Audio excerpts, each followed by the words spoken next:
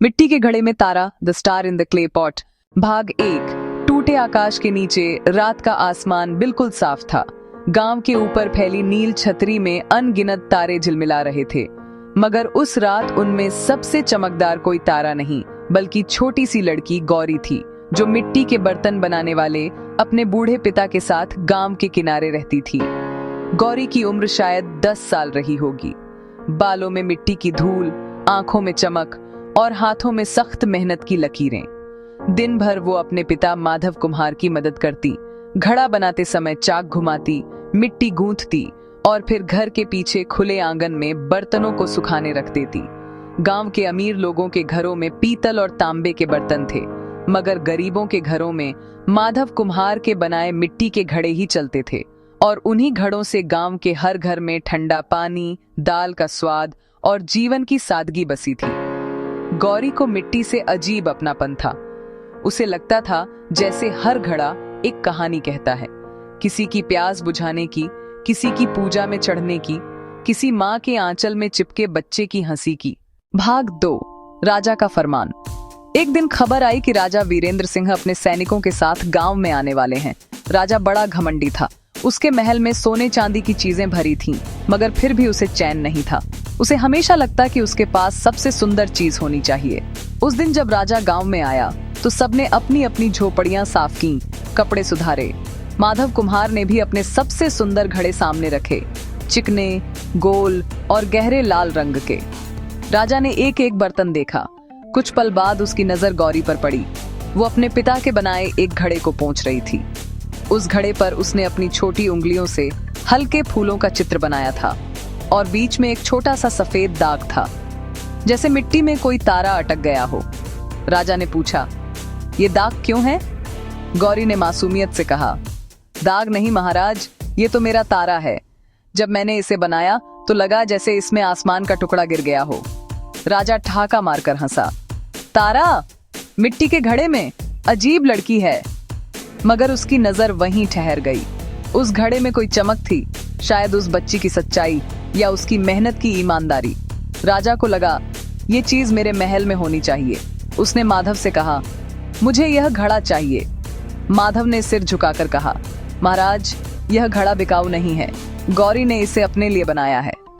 राजा का चेहरा तमतमाया। राजा की चीज कोई रख नहीं सकता। उसने आदेश दिया, सैनिकों, ये घड़ा ले जाओ। भाग 3। एक बच्ची का विरोध।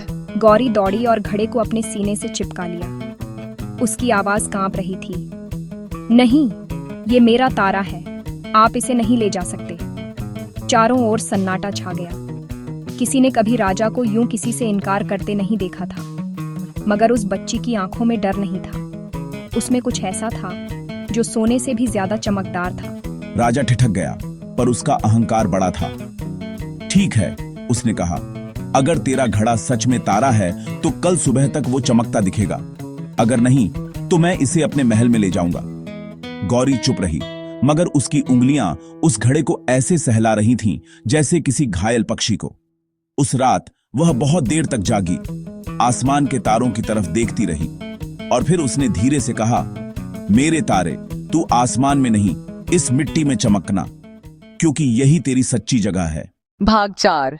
मिट्टी की रात। रात भर हवा चलती रही, झोपड़ी के चारों ओर धूल घूमती रही। माधव ने देखा कि उसकी बेटी जाग रही है। उसने धीरे से पूछा, बेटी, क्या सच में तुझको लगता है कि तारा इस घड़े में है?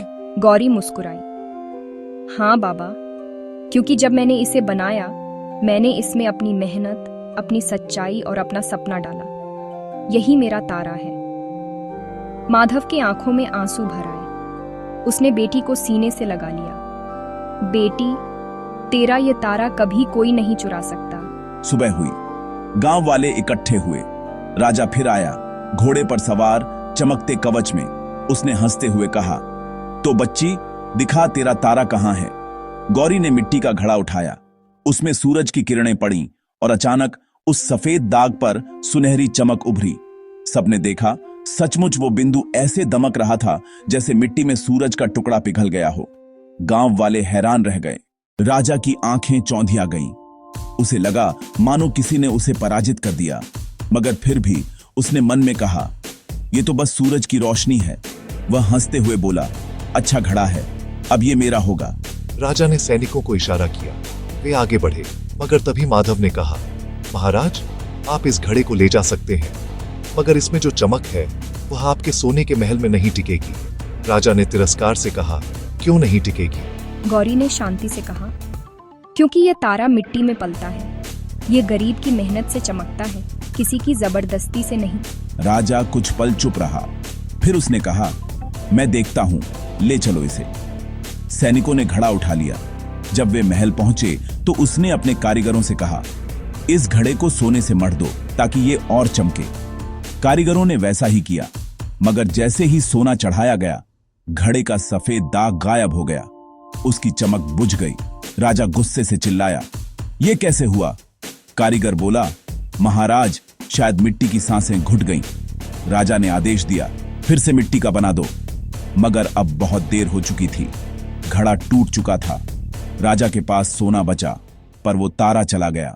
भाग 6। लौटता तारा। कुछ दिनों बाद महल के एक कोने में वही मिट्टी का टूटा टुकड़ा किसी ने देखा। राजा ने सैनिक से कहा, फेंक दो इसे।